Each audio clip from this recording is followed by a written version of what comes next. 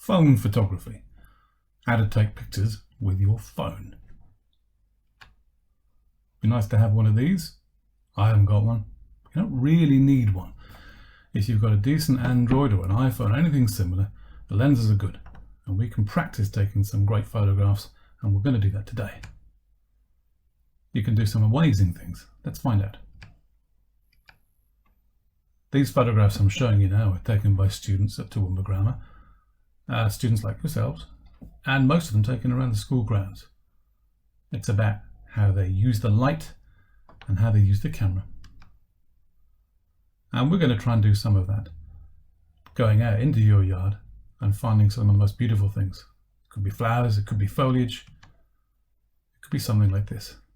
It's a lovely time of year and the sun's shining, so let's have a look. Even down amongst the grasses you can find some incredible things. Even though the focus of this image is over here and over here, the subtleties and the blurring make it a very attractive picture. It's all green. Here's another one by the same student. We have a focus here, but still a focal point here. The focal point is generally where we look the most. It stands out for a number of reasons, not because of colour, but for light and dark. Maybe the gnarly old bark of a tree with the lichen and the moss. The underside of a broad leaf. Strong light helps these pictures. This grass is an old boy's. It's white, and it's white because it's got paint on it. This grass is green. We don't see enough of green grass these days. Sometimes we see this. I suppose these are more about textures, photographing from above. You get some beautiful colours and use of light. And contrasting colours, blues against oranges. Looking closely to the things we'd normally miss is the key to some of the photography we might do. Just a simple piece of timber can have a most beautiful wood grain effect. Even a banister and a blue sky. The steps just outside the Trenary Gym. And of course how you use the light.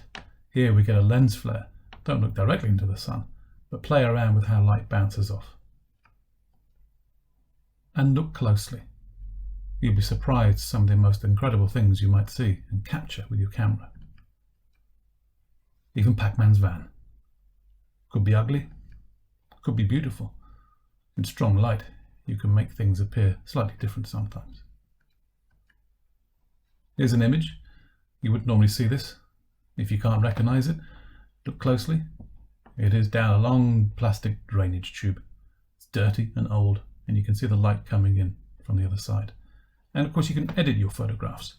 Here we've reversed the colour, we've made a negative. Colours and tones have been inverted.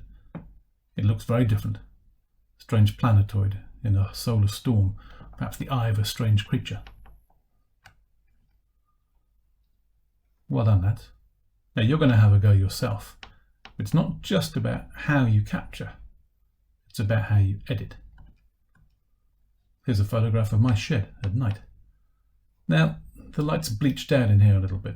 Difficult to see anything else, so I shot from a different angle. There's a lot more going on. The use of light is more interesting, but it's how I edit the image. Here's the original. Here's my edited version. Even just the bespoke software in Windows, or even working in your device. There's a lot you can do. I've increased the saturation of colour. I've increased the contrast and altered the brightness, and I've applied something called a vignette, which is a soft dark halo around the outside. And it doesn't have to stop there. There's my edited image, and I can flip it. The problem with flipping images, of course, if you have text, WD-40 is now 04DW. If you want to shoot on an iPhone or an Android, I'm going to put a link for you, not in this video, but in the information I'll send you, which has a link to this site. Lots of interesting information to help you there. That's what you need to do. Grab your phone, get outside, spend half an hour capturing images, editing images, and next time we meet, I'll show you where we can upload and share them and what we might do next. Good luck, fellas.